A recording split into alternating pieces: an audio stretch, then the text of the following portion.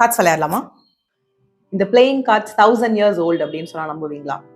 China தான் first playing கார்ட்ஸை கொண்டு வராங்க. பேப்பர் கார்ட்ஸ் வந்து யூஸ் பண்றாங்க விளையாடுறதுக்கு. அங்க இருந்து மிடில் ஈஸ்டுக்கு போகுது. ஈஜிப்ட்ல இருக்கக்கூடிய மம்லுக் அப்படின்ற டைனாசிட்டி பியூட்டிஃபுல்லான ஹேண்ட் பிரிண்டட் கார்ட்ஸை வந்து உருவாக்குறாங்க. அவங்க நம்ம யூஸ் பண்ற இந்த சிம்பிள்ஸை யூஸ் பண்ணல, cup, sword, polo sticks and coins வந்து யூஸ் பண்ணியிருக்காங்க. மிடில் ஈஸ்ட்ல இருந்து அங்க நிறைய டிராவலர்ஸ் அண்ட் ட்ரேடர்ஸ் வருவாங்கல்ல, யூரோப்ல இருந்து வந்திருக்காங்க. இவங்க இந்த கார்ட்ஸை யூரோப்க்கு கொண்டு போறாங்க. எப்போ? 1300s.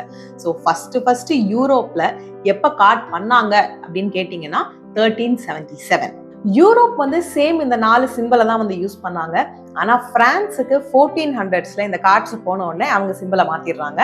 அந்த சிம்பிளை தான் இப்ப நம்ம யூஸ் பண்ணிட்டு இருக்கோம். எது? Heart, diamond, spade, club. அதை தொடர்ந்து ராயல்டி கார்ட்ஸ் வருது, king, queen, jack.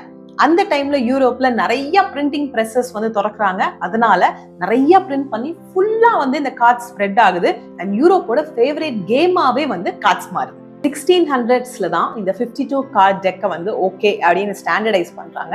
And joker அதை யார் ஆட் பண்ணா தெரியுமா? 1800s அமெரிக்கன்ஸ் ஆட் பண்ணியிருக்காங்க. மோஸ்ட்லி எல்லாருமே விளையாடுற ரம்மி மிட் 1800s தான் ஃபர்ஸ்ட் டைம் விளையாடப்பட்டுச்சு.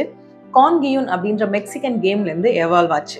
அதுக்கப்புறம் 1909 Elwood and C Graham Baker அப்படின்ற 2 பேரு இப்ப நம்ம விளையாடுற இந்த ரம்மியை ஃபுல்லா ரிஃபைன் பண்ணிருக்காங்க. இதுதான் ரூல்ஸ், இப்படிதான் விளையாடணும் அப்படின்னு சொல்லிட்டு அதை ஜின் ரம்மி அப்படின்னு வந்து கூப்பிடுவாங்க.